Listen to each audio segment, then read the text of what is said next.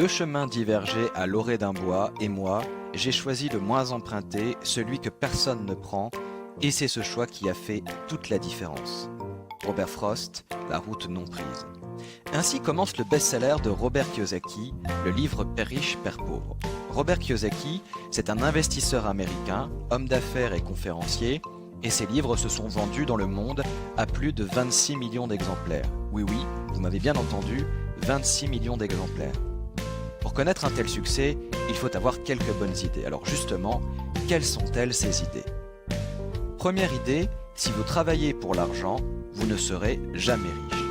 L'une des leçons les plus importantes du livre est de comprendre comment utiliser au mieux son esprit et son temps pour atteindre le bien-être financier. La différence entre un candidat à la richesse et un candidat à la pauvreté, sa capacité à se poser les bonnes questions pour résoudre ses problèmes. Le salariat, par exemple, c'est une solution de court terme. Il me faut un salaire pour manger à la fin du mois. Un problème de long terme.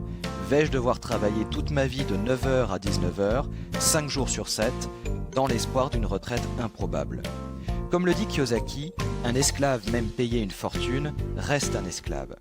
Selon lui, la voie royale pour gagner son indépendance financière, c'est la création d'entreprise. Pourquoi?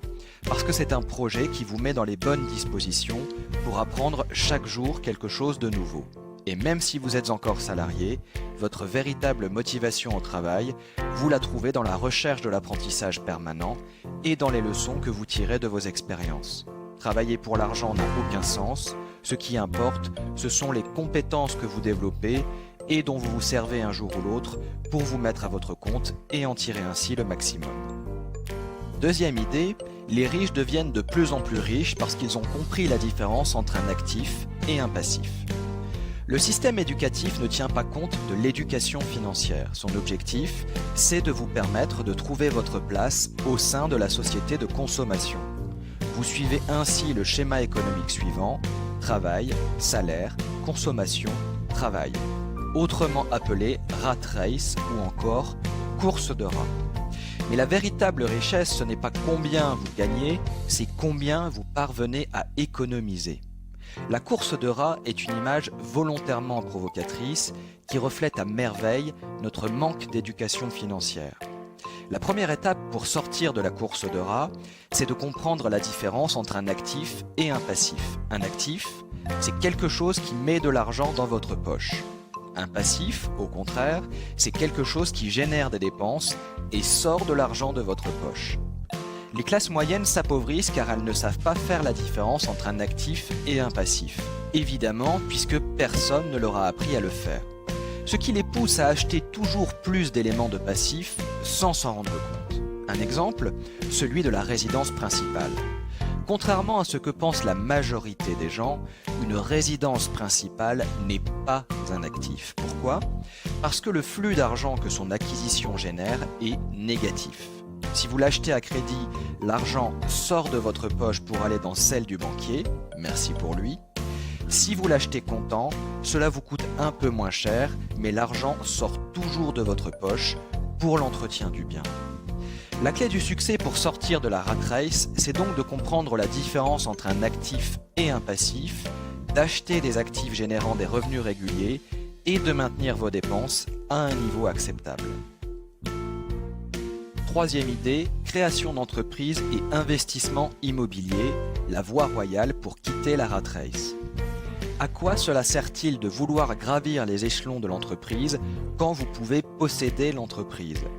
Robert Kiyosaki s'est lui-même enrichi grâce à la création d'entreprises et à l'immobilier.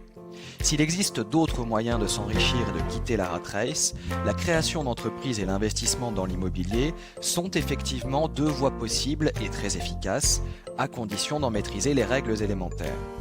Kiyosaki a investi beaucoup d'argent dans l'immobilier à une époque où l'immobilier connaissait un début de cycle haussier, ce qui lui a permis, en plus de son aptitude à dénicher de bonnes affaires, de devenir rentier en l'espace de 3 années seulement.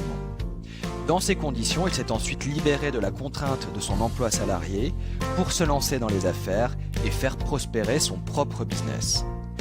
La conclusion principale à tirer de son expérience personnelle est que vous devez le plus tôt possible faire en sorte d'épargner une bonne partie de vos revenus pour ensuite les investir et commencer à générer des revenus passifs. Quatrième idée, différents types d'investisseurs pour différents niveaux de richesse. Pour devenir un investisseur professionnel, vous devez adopter le comportement du chasseur plutôt que celui du fermier. Bien que cela ne soit pas familier, le comportement du chasseur est bien plus proche de celui de l'investisseur professionnel car il sait comment saisir les opportunités qui se présentent au bon moment. Robert Kiyosaki explique ainsi qu'il existe deux types d'investisseurs. Ceux qui achètent des packages d'investissement, des consommateurs de produits financiers, et ceux qui s'occupent de leurs propres investissements.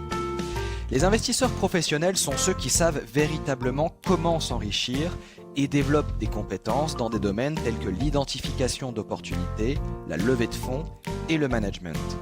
Pour s'enrichir, un investisseur professionnel a appris à déceler la véritable valeur d'une entreprise, sa prise de risque est à la hauteur du rendement espéré et il a développé ses compétences financières et émotionnelles pour agir en connaissance de cause. Cinquième idée, n'attendez plus, agissez pour gagner votre indépendance financière. Les 5 obstacles majeurs de l'indépendance financière sont les suivants: la peur, le cynisme, la paresse, les mauvaises habitudes et l'arrogance. Pour ne pas se laisser piéger, Robert Kiyosaki livre les 8 étapes clés de son plan d'action. Étape numéro 1, faire un bilan de sa situation actuelle. Étape numéro 2, être toujours à la recherche de nouvelles idées. Étape numéro 3, agir et s'inspirer des personnes qui vous ont précédé sur le chemin de la réussite. Étape numéro 4, se former en permanence et apprendre de nouvelles choses. Étape numéro 5, être proactif. Étape numéro 6, se promener dans son quartier pour surveiller les petites annonces immobilières. Étape numéro 7, voir grand. Étape numéro 8, apprendre de l'histoire. La liberté financière est un objectif de vie qui vous enrichira au sens propre.